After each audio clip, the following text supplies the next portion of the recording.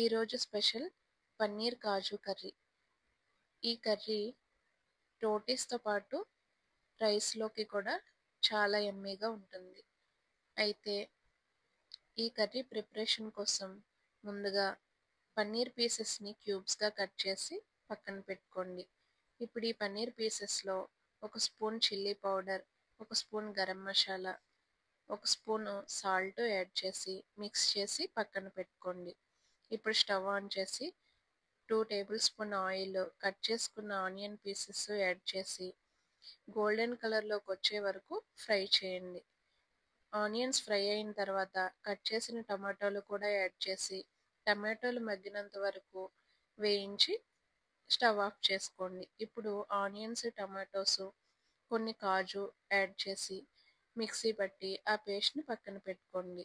ఇప్పుడు అదే ప్యాన్లో ఇంకో 2 టేబుల్ స్పూన్ల ఆయిల్ యాడ్ చేసి ముందుగా ప్రిపేర్ చేసుకున్న పన్నీర్ పీసెస్ని కూడా యాడ్ చేసి 2 నుంచి 3 నిమిషాల పాటు ఫ్రై చేసి అవి కూడా తీసి ఒక బౌల్లో పక్కన పెట్టుకోండి. ఇప్పుడు అదే ప్యాన్లో బిర్యానీ మసాలా సామాన్లు, ముందుగా మిక్స్ చేసి పట్టుకున్న ఆనియన్ టమాటో పేస్ట్ యాడ్ చేసి ఫ్రై చేయండి.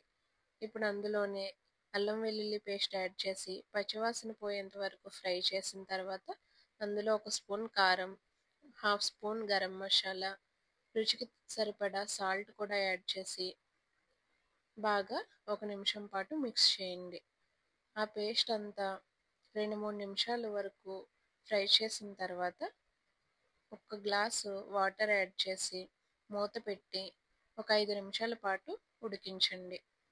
5 నిమిషాల తర్వాత ముందుగా ఫ్రై చేసి పెట్టుకున్న పన్నీర్ ముక్కల్ని కూడా యాడ్ చేసి 2-3 నిమిషాల పాటు మూత పెట్టి ఉడికించండి.